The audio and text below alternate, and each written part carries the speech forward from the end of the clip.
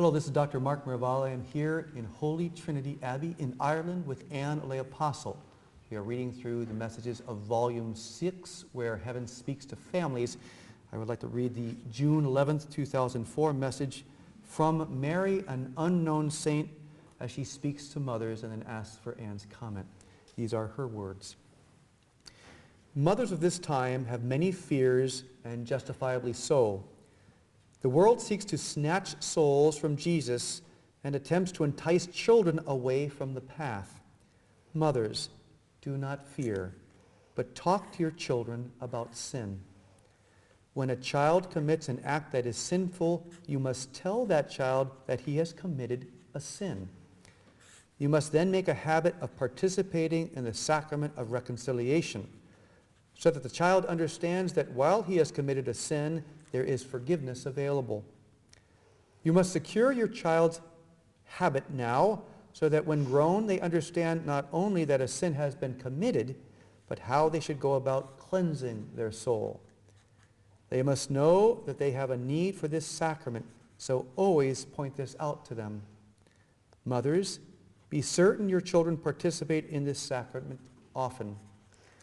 These habits stick, which is why it is so important to ingrain them in souls when they are young.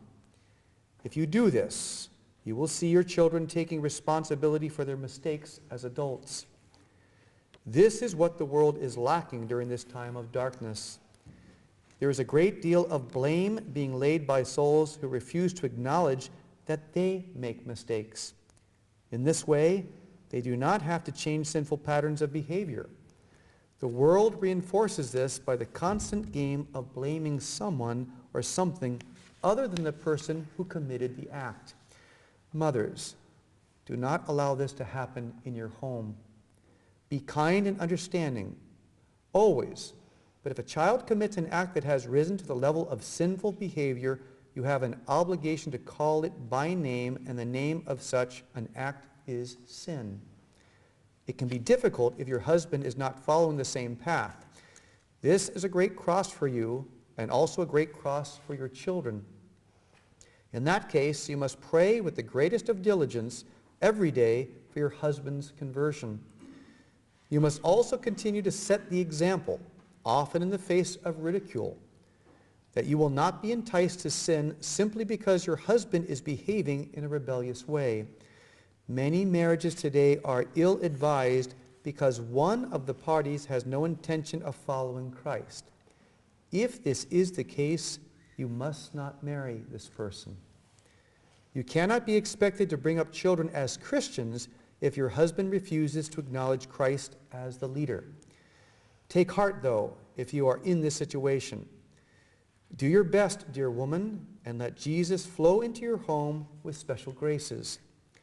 He will do this, and he will hear your pleas for peace in your home.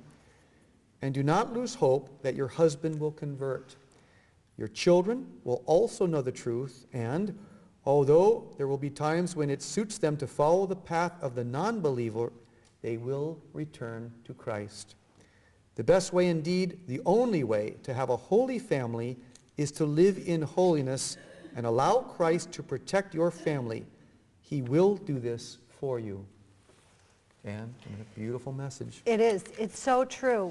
I have seen families where a mother is practicing, a father is non-practicing. And I've seen very holy women, and they really trust Jesus. And the way the Lord works in the family is astonishing. It makes me laugh because I think, boy, you just can't beat it for trust. Trust is really the way. It's astonishing. Additionally, the lay apostle promises that if you look after my interest, the Lord's, he'll pursue full conversion of all of your loved ones. So to make a decision for holiness quietly and calmly, by example, showing what holiness is to your husband, in this case, and this we'll talk about wives in a minute, is the way that you can bring him to, to the faith. Once again, this recurring theme of trust and hope, in precisely the areas we tend to despair or grow weak in our hope, with situations with perhaps one spouse not living true to the faith. Even a strong, very strong statement about not marrying someone who is not dedicated to Christ for the logical reasons that how would you expect them to live in that Christian fashion? So those strong words. I also was taken earlier by the need for mothers to simply identify a sin as a sin. You know, there's so much which is good, but also which is perhaps not so good in some of modern psychology, which seems to say, no, don't tell your children anything is sin. You might cause scrupulosity. Some of these things are pre-moral, where this Mary, the unknown saint, is saying, you have to let your children know what a sin is, and then the remedy, which is the sacrament of reconciliation. Well, you know, if a 3-year-old hits his brother, you're going to handle it differently than an 8-year-old hitting his brother, you know. And it's interesting because they give us a general framework, which is everything's okay, we're going to help you. And then they come down with specifics, you know, and this one was sin and confession. And it is very important to help the child identify a sin. So you're giving them the problem, and then right away you're coming with the remedy, confession. And now it's over and we do better. I remember with one of my little ones, right after this child made their first confession, and he had gotten a scuffle at school and hit a child. I said, well, gee, we better go to confession for that one. I said, I'll go with you. I have to go too. I was mean to somebody last week. I shouldn't have been. It was the wrong thing to do. So down we go. And he soldiers in there like a man, you know, and comes out, and there's other people in the church, and he kneels down next to me, and he goes, so are you sorry for being so mean last week, Mom? Yeah, it's always good to get contrition from someone else. Publicized my sin. So mercifully, God gave me a public mortification for that little meanness. I said, yes, I'm very sorry. Time to go.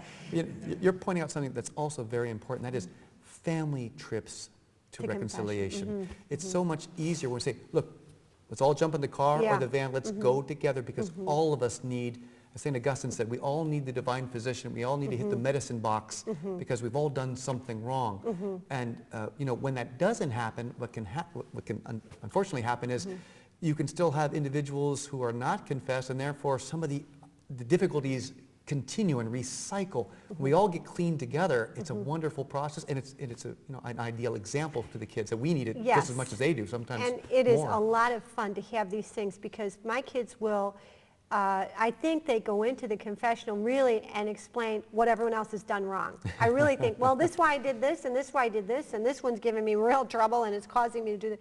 And that's all good dialogue in the kitchen. It really is all good dialogue. Well, it's not a sin because she said this, or it's not. So, yeah, the group thing, the group component. And it goes back to something that was said in one of the earlier messages, and that is, there seems to be a tendency to do the blame game. It's their fault, or my parents' fault, or my friend's fault, when it seems like Jesus, and here through Mary, the unknown saint, is gently, but in reality saying, no, we have to take responsibility for our sin, but there's such a remedy. There's the no-lose situation of the confessional. Accountability in a family is very huge. Accountability has to be taught to each child, and this is where it can be done in the family. I hit him because he did this. I mean, translate it to 40-year-olds. You know, yes, that's true. This did happen to you, but that is not, I always say, Jesus isn't going to ask you what everyone else did wrong.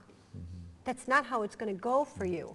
So, reality of sin, but reality of the remedy, which again points to his mercy and why we should trust in all these situations.